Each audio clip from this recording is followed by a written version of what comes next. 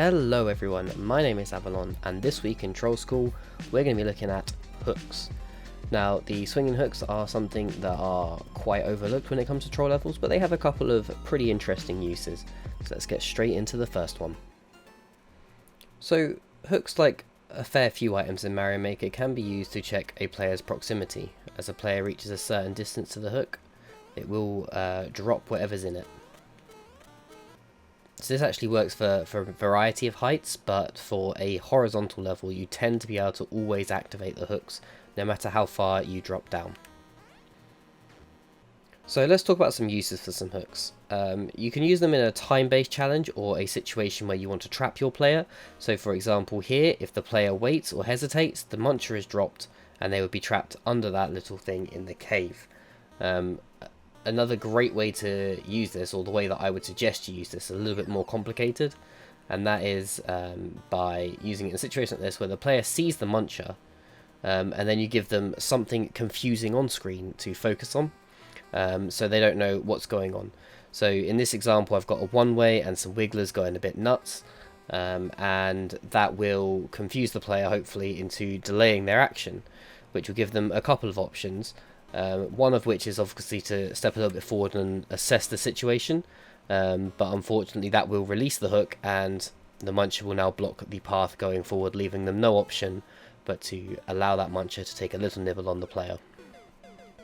However, if the player is fast enough, they can make their way over into a new area which can be safe however you choose to make it, and then I've just put in a little puzzle afterwards in this example, which is to kill some of these wigglers,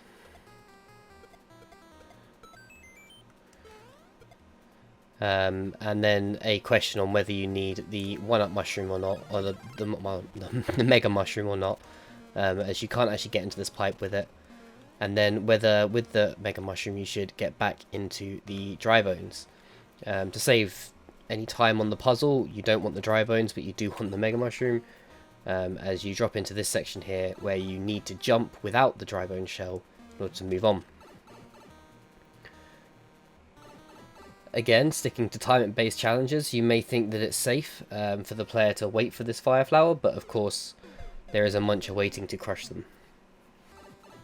The good thing about these setups is that once the player knows about them, they're easy for the player to avoid and just make their way through.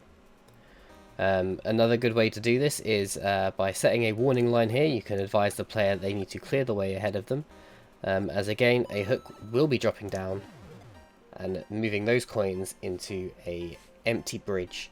So had the player have hesitated or thought twice about what they were doing before crossing this or going through that buzzsaw, they would have found themselves falling down into the saws below. I also just used a simple spiny shell with POW setup in order to ensure that the POW block was activated and the coins fell down, so that when the P-switch timer ended there wasn't a bridge.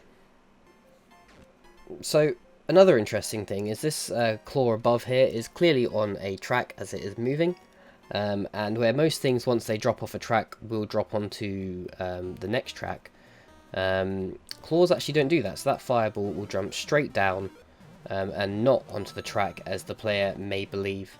This might just get a simple clip on the player and take away their power up, but remember, not every troll has to be successful, and sometimes it's fun for the player to feel like they've successfully dodged one.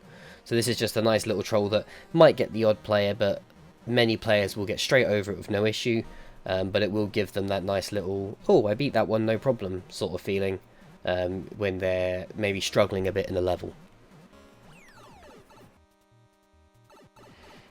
Finally, the most common and probably obvious use for the location is for on-off switches. So when a player reaches proximity, an on-off switch will be triggered, and that is by simply putting a muncher in a bomb. It is worth noting that this setup will reset when you go through doors, so if I trigger that now, I can then go through this reset door and trigger it again over here. It is also worth noting that if you use a fireball for this, not only can you set up a timer, but the fireball will also activate other bob-ombs, maybe not on screen. Finally, you can use that to adjust tracks as seen here, which will cause this muncher to blow up all of these bombs here. Another thing worth noting in that situation is that I used question mark blocks for the top bombs. So here, so question mark blocks with vines in them will respawn after being blown up, which means that you can reset the room and still have the blockage, which just prevents players maybe cheesing their way through a section you don't want them to, or it just ensures that you've still got the blocks in place when you need them and the bombs are held where you want them to be.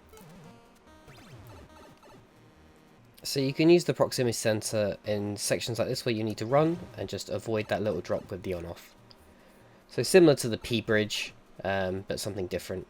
So here it's a long drop down, and this is the only way in a horizontal level you can have this work. So the very bottom block is used for the ground, and the very top block is used for the hook, and that is why it will not trigger. However, if I jump up here, the muncher will be triggered, activating the P-switch and moving us on through the level. Of course, let's not pretend that the hook is the best proximity sensor, and although it works, all of them have their own advantages. So for this one, for example, one key advantage is that once triggered, you cannot reactivate this. However, resetting the room will of course respawn the bomb and allow that to be activated again. So it's like a one-off in the room use and requires quite a smaller area, horizontally speaking, as a setup. There are of course other proximity sensors that you can use, for example the Boo, the Monty Mole, and of course everyone's favourite, the Thwomp. All of these have their own advantages and disadvantages, but the hook is definitely one that should not be forgotten when considering how to do this in troll levels. So another thing worth thinking about when using the hook is how it interacts with the player. So if you have a situation like this where a player is needed to sprint and duck under some spikes, they can progress through a level fine. However, when you start adding hooks into the equation, things change a little bit and the player may second guess themselves. However, a sprinting player ducking will still be able to get under there just fine. However, this is where it gets a little bit more interesting. Again, we already know that you can slide and duck under these hooks with no issue at all. The interesting part comes once Mario stands up. If he does not time his stand up correctly, a hook will grab him and immediately pull him into those spikes. Luckily, when you do not have a mushroom, you can freely walk underneath, but the same thing is worth considering. As soon as this block is grabbed, a hook will pull you into the spikes. That doesn't even require the player to jump. Just break the block above them. This next example was undoubtedly made famous by Carl Sagan's level, Just Do Better, where he used hooks that spawn just outside of the player's range so that as the screen scrolls up, the hooks spawn and pull the player back down. Once they've done so, the player actually takes out of the hook spawn range and they will just grab the player again, repeatedly pulling the player back down to the ground until they learn their lesson. The lesson, of course, to learn is to spawn the hooks and then stay safe on your platform. However, in this setup, the player can't make it across and they actually have to use the hooks, so it takes a little bit more skill to get across. Finally, another thing that's worth noting about the hooks is that they have some interesting interactions with one-way blocks. So here, when you click this mushroom, it will immediately pick you up and trap the player in this area here.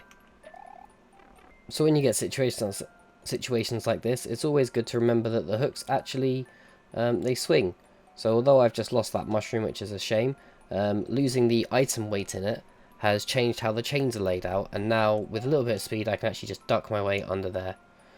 This doesn't work so well in SMW mode because the bricks can be broken by Little Mario, but here you could use a situation where, say, you require the mushroom once you get through, and the mushroom gets itself trapped like it has here, but actually instead of that one up you put a bomb in there to allow the player to make their way through here.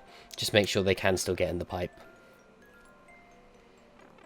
And that brings us to this situation where a hook holding an enemy, where I was talking about earlier, the weight affects the length and the height of the hook. So here this Muncher is actually blocking both lanes. However, if Mario takes his time, the hook will drop the Muncher and free up the top lane. Just a little quick and easy idea that can be implemented in the middle of other trolls. As we move on and we look at something kind of similar, where again the hook has a sideways spring in it which will still activate, and it covers 2 different lanes. For the sake of this, I've just left it so I can jump over the top and make my way down. But of course that Galumba is over there and he's looking pretty angry, so we will use the spring to slide underneath. Obviously I was Little Mario anyway, so it didn't matter, but just a bit of fun in that you can actually duck that far with a spring. Here in this situation, the Galumba doesn't get picked up by the hook, and I've always found that quite interesting. And you can use it to put pressure on the player to maybe make them panic, when you as the creator know of course it's not going to get caught by that hook and they're not sure what's going to happen. And then using a simple proximity center above with a Muncher and the hook, this P switch is activated behind, and if Luigi is not careful he'll find himself stuck in this hook, unable to get down, and he will find that he cannot proceed through level because he's been picked up. However, pushing B whilst in a hook will let you out, and also of course you could have ducked and slid. So this is something that a lot of players don't know, is just pushing B will release you from the hook. But obviously if you move at all it will still pull you through the one way, as it has done to me here. If you do give your player a situation like this, make sure they've got a way to die. In this case the saw. Another thing to do with hooks is you can use the how they affect the camera. So when I jump in this hook you'll see how much the camera is moving with each swing, and with a simple coin trail I can lead the player into this hook over here, where upon arrival they will find themselves crushed by Munchers falling from the sky. So although it may seem odd to the player, they actually want to be going the opposite way into this hook here to proceed in the level. Now something worth noting about the reason I've put this checkpoint here, if I go back through the pipe and come back in, so upon entering the room you could actually always see that hook above, but the coins don't suggest that you need to go there, and because of the flat surface at the top there, it doesn't like there's anything of interest up there. Just a simple trick, but with the checkpoint up here it will ensure that the camera, no matter what, is showing that hook in position. So having seen how hooks interact with Mario or Luigi, it's also interesting to see how they interact with items. Now SMW is the best level theme for this, as it is the only level theme in which you can look up and throw upwards. The only level theme. You can't do it in SMB3, New Soup, or even with 3D World's increased game control. However, the hooks will hold on to most items, including shells, enemies, gizmos, pretty much everything really, and in this instance here give you a platform with which you can go through the door. Now you can use this in situations like this where it looks like you need that POW to destroy that Muncher to go through the pipe. However, with a little bit of patience the POW will drop itself down, providing an option for you to enter into this slightly naked pipe over here. Please, in your levels, do not ever make naked pipes. Naked pipes are bad and do not look good at all.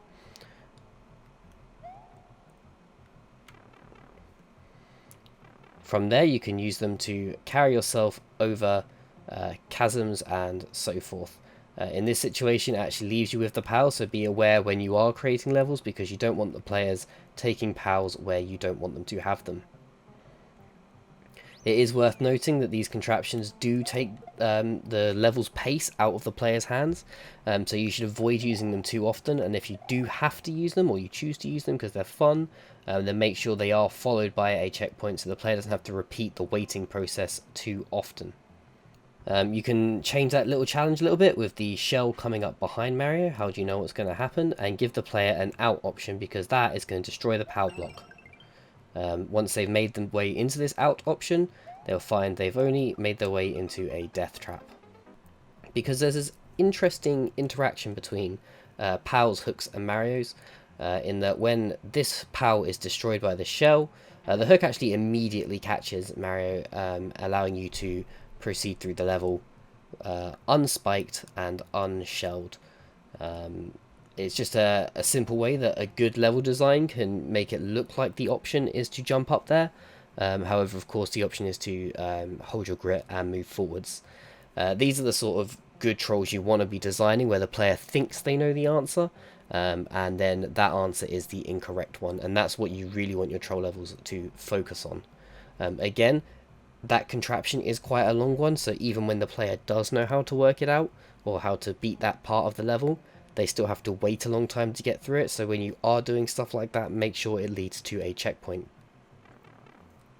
Finally, I like little situations like this, where it appears like the sun is applying more pressure than it is, because it comes down for the player, but actually, because of how the hook is positioned, is just slightly out of range. The reason I like stuff like this is it may make the player think, oh lord, I have to jump, and again, trapping themselves on top of this semi-solid. What you choose to do up here obviously is up to you, but whilst on that hook, as long as they are not swinging around, that sun will not hit them.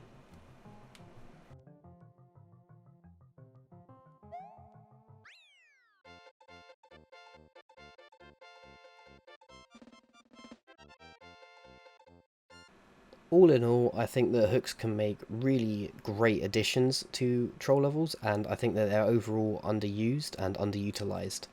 I think there's so much you can do with them both off and on screen, whether it be a proximity sensor or something just migrates the player's position from where they wish to be.